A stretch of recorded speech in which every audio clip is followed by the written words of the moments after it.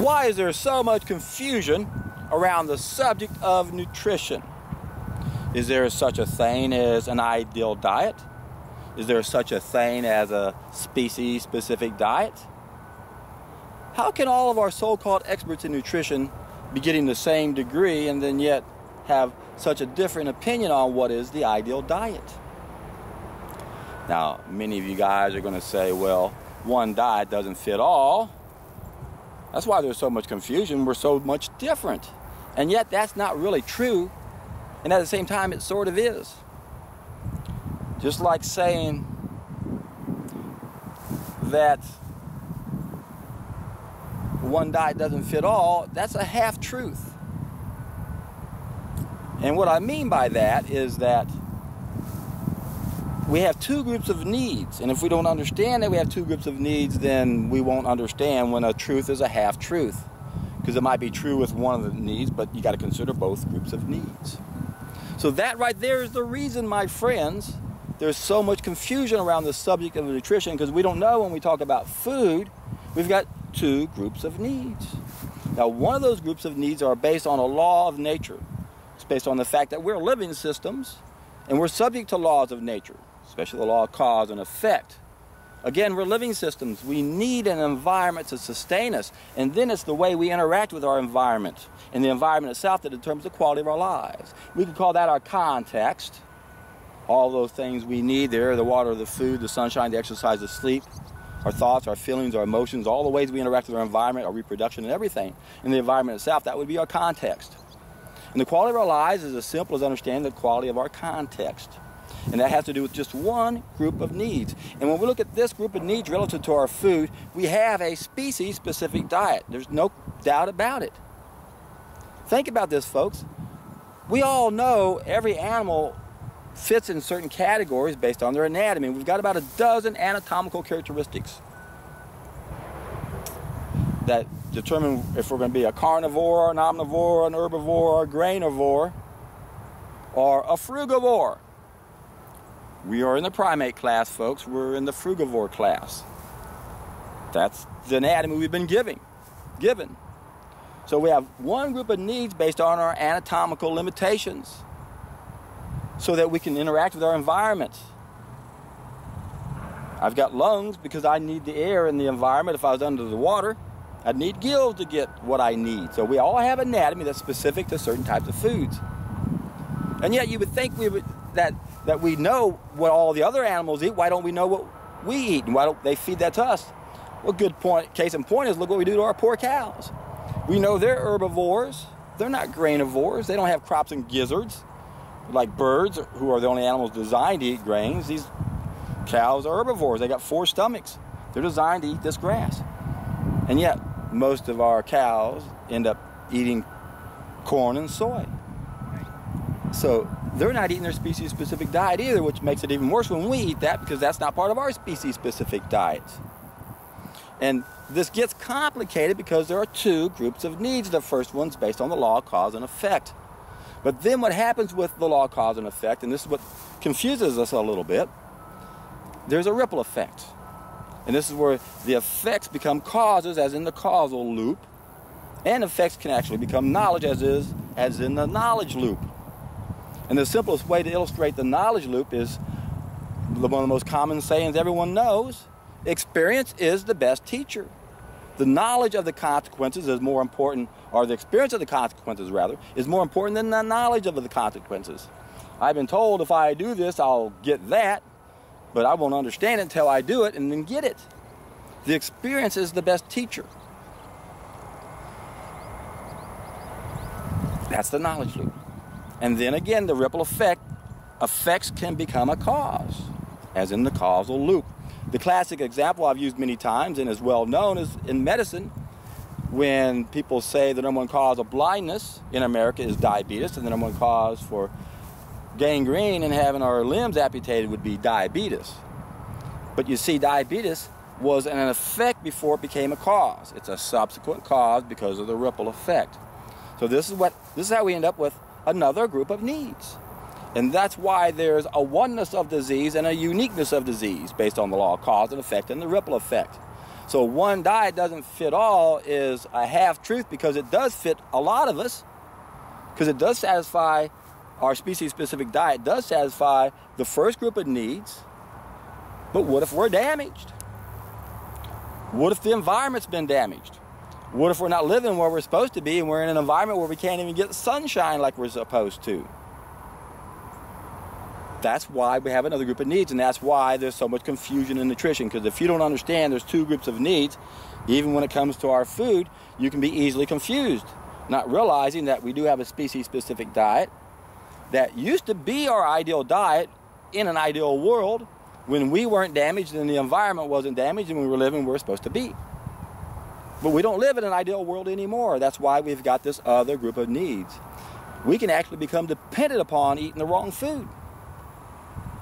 As I mentioned in my videos, I've identified 5 main mistakes we're making based on 5 things we mastered. And what do? Made bad applications of those things we mastered and applied it to our food. It altered our food. We worked backwards on this. The last thing we mastered are the chemicals.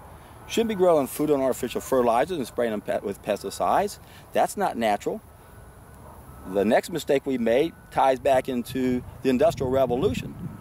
And that's when we started processing our foods. One of the biggest mistakes we make to our food is when we process it. Going back to the next mistake, that's the Agricultural Revolution. That's when we started eating plants that were not biologically adapted to eat, because we're not granivores.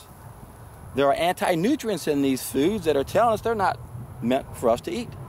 But if we kill the food, we can kill that anti-nutrient and then eat it. That's the third mistake. The fourth mistake goes back to the eating of the animals. We don't have the anatomy to eat animals. Once again, we've got about a dozen anatomical characteristics that clearly determine what class we fit into. Why can't our experts figure it out? We're all in denial. Most of us making all 5 of those mistakes. Some of us might only be making the first 2. That's the paleo people. They're eating the animals and then they're cooking their food. That's the first mistake. That's the biggest one. That's the one that started everything. That's what allowed us to make the third mistake. It even allowed us to make the second mistake on a consistent basis. We weren't eating animals consistently until we mastered fire and started cooking our food with it. Now we could hunt the animals, to set the forest on fire and go off let them run off the cliff and go down there and have a feast. That's how we used to hunt in the beginning. Didn't have that ability until we had fire, and didn't start doing it consistently until around 50,000 years ago. So we put everything on a timeline. About 99% into our existence is when we made that first bad application to the first thing we mastered, fire. That's the 1-yard line. On the 2.5-foot line, that's when we started eating animals consistently. It's about 50,000 years ago. And then on the 6-inch line, it's around 10,000 years ago. That's the Agricultural Revolution. And then these last 2 mistakes, they're like the 1/14th inch of the line and the 1/28th of an inch line. And I calculated those a decade or so ago, so that might need to be tweaked slightly, but it gives you an idea of where all of our mistakes are coming from and how they all stem to the very first one. Because when we made that very first mistake of cooking our food, it altered our food. It allowed us to eat food we're not biologically adapted to eat. Now we're getting nutrients that we would normally make if we were only eating the plants that we're supposed to eat. There are level 2 nutrients in a lot of these animal products, and this is why another reason why nutrition is so confusing. Because a lot of people, when they stop eating those animals, their body's not able to make certain level 2 nutrients that are found in those animals. Their body's atrophied, and they may need to supplement on a temporary basis. Because there's 2 groups of needs: cause and effect, species-specific diet, ripple effect. You might have become dependent upon eating animal products. You might be living in a place where you're not getting any sunshine. How do you get your vitamin D? Taking a pill or eating it from an animal is not the way to go. We need that sunshine. We need to all move back around where we get a lot of sunshine, where that shouldn't be a factor. How that's going to work out down the road, who knows, if it never will. No telling how this world could transform if we woke up to the reality that we could correct one mistake and transform this planet. And we'd have a really new normal. The kind of new normal they're proposing right now is insane. What we had before wasn't any good. And yet look how we long for just having that. It shows you how far off we are as a species. You know, we're not even coming close to living up to our potential. in every area of life, physically and mentally, emotionally and spiritually or communally. It's really sad what this planet has turned into, especially when you contrast that to what it could be like and what it was long ago before we consistently started altering our food with fire. And why is that so bad? If you've ever watched my other videos, you know why it's bad. As soon as we cook our food, it's no longer living. It's not the same thing anymore. There are things in living food that provide us things that create living beings that don't have problems. Virtually all of our problems come from the unwise use of fire. Something so simple and so profound, and yet we're in such a state of denial, and we're so easily manipulated by the worst of us that one can't help but question if we're clever enough to overcome what I call this negative ripple effect. Where now, the worst negative effect we have is we're not eating these biophotons, we have the wrong mentality. We prep on ourselves. We're not the best that we can be. And then the worst of us has kept us where we are. And you can't blame them. They're just a reflection of us. That's why everyone says we are the enemy. That's the idea behind Plato's cave. When you're in Plato's cave and your friends come down and family tell you that this is an illusion, you got to look back into the light. When you look back into the light, you're really looking in the mirror, and it pisses you off to find out you're the enemy, that you are the one that was causing your own problems.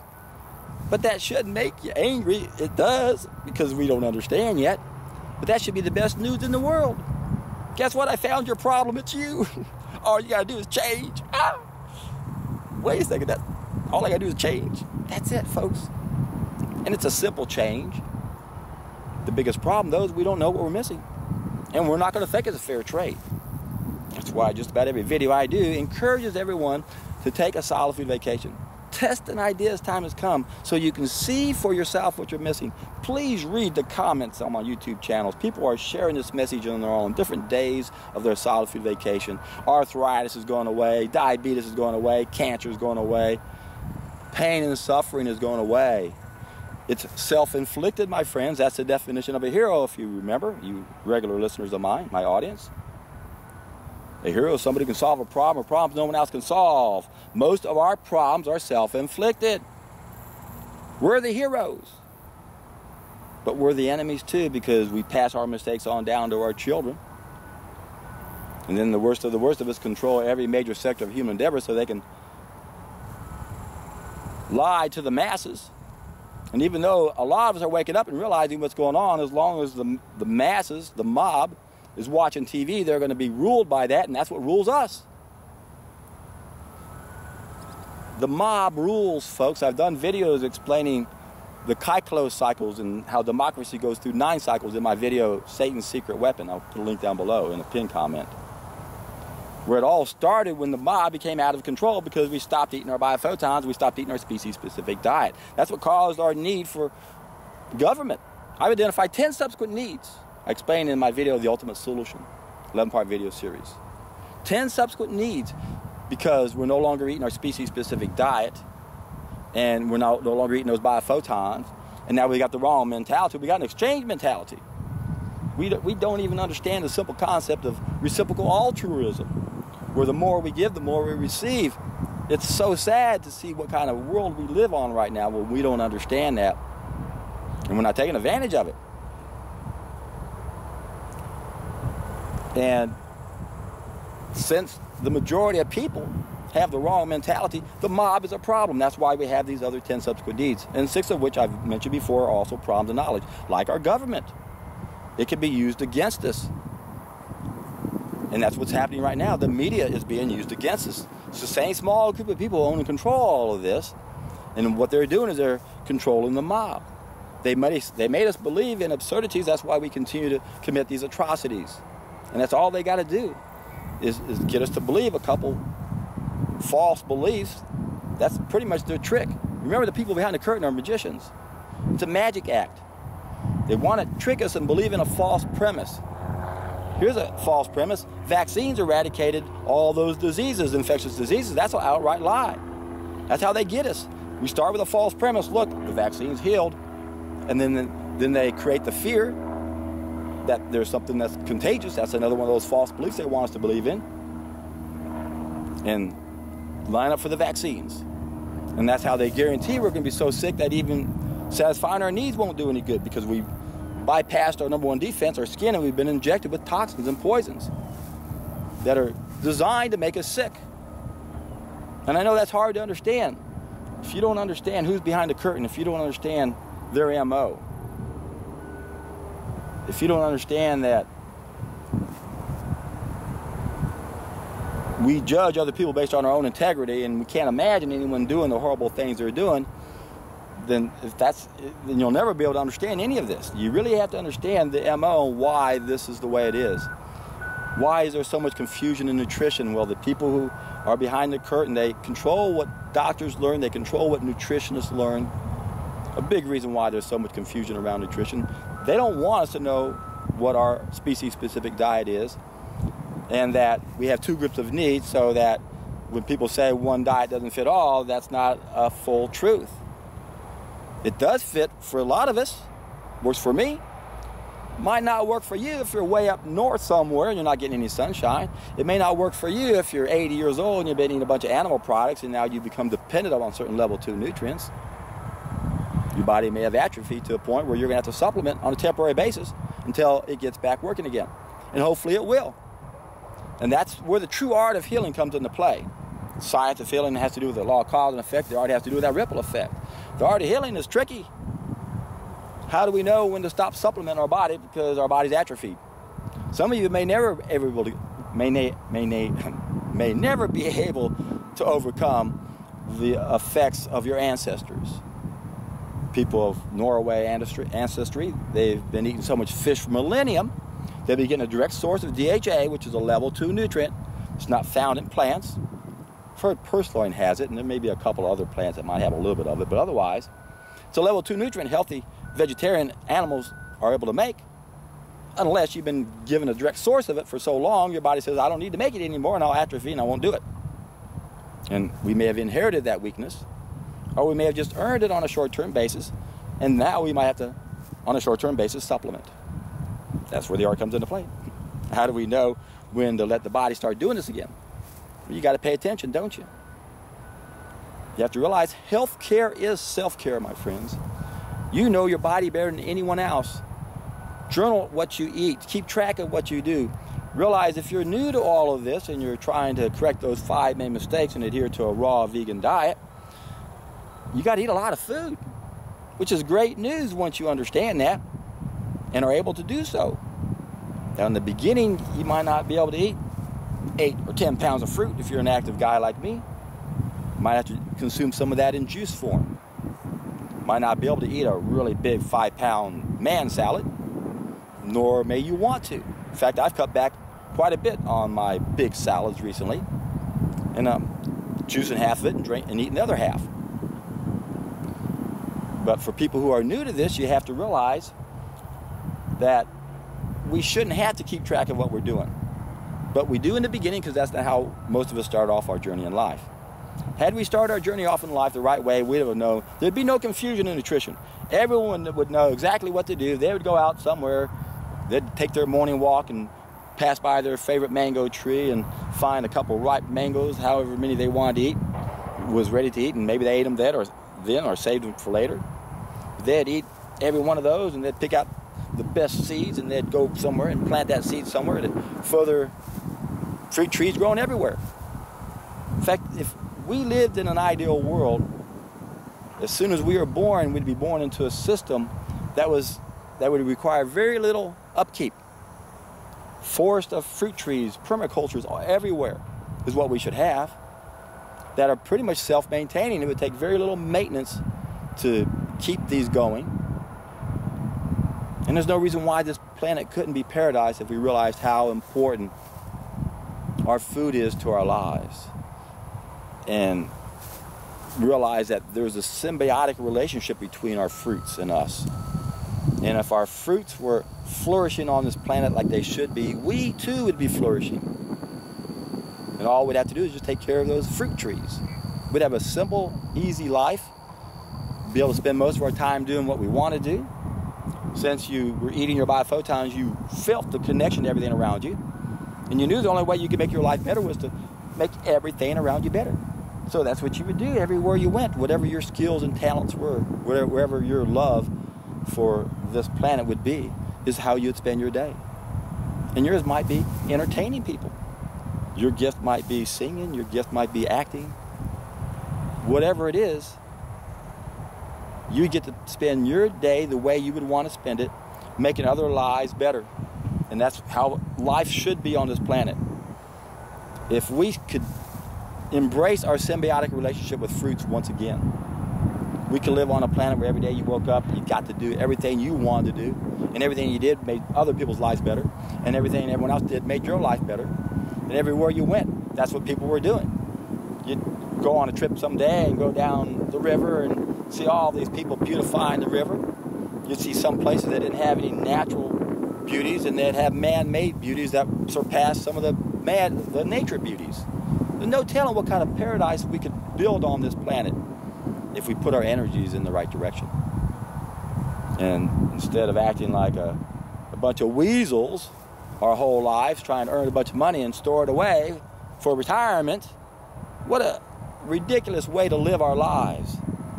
I'm going to spend most of my day doing something I can't stand, only have a few hours a day to do what I want, work up till I retire, got about 10 more years of life in me, and those are going to be the worst 10 years of my life. That's what's so sad with most people.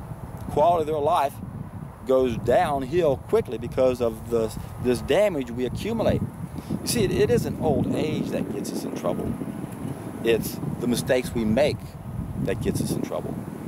The only reason why there's a relationship with age is because the longer we've been around, the more mistakes we've made. And what we don't eliminate, we accumulate. That's why we get so sick as we age.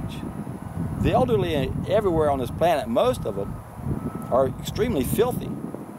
Kidneys aren't filtering anymore. The lymph system, which is the bathroom that surrounds all their cells, are filthy. It's like all your cells are swimming in filthy sewage system, which is seeping back into your cells, and now you got all these symptoms that doctors come along and name what you got based on where it's at and what stage the body's in trying to deal with it. Whether it's the inflammation stage or ulceration stage or induration stage or the last stage where we have tumors in the system, fibroids and nodules and calcifications. Thought something was crawling on me.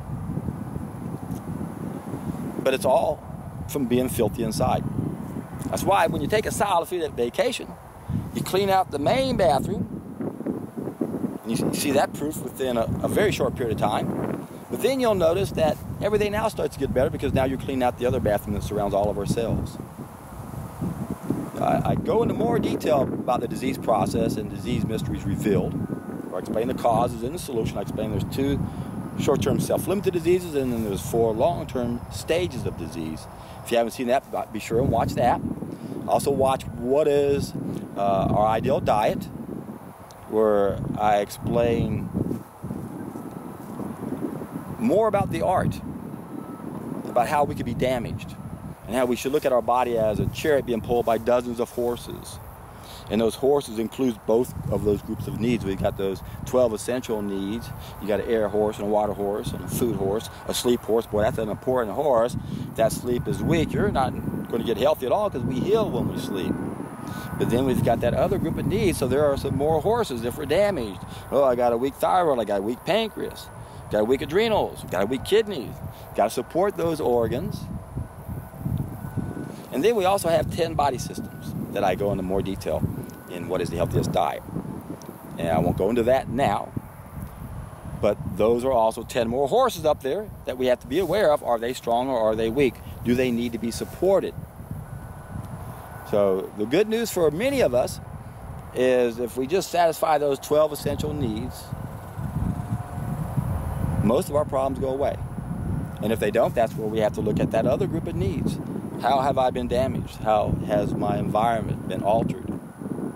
What do I have to do to make sure that I'm getting everything I need?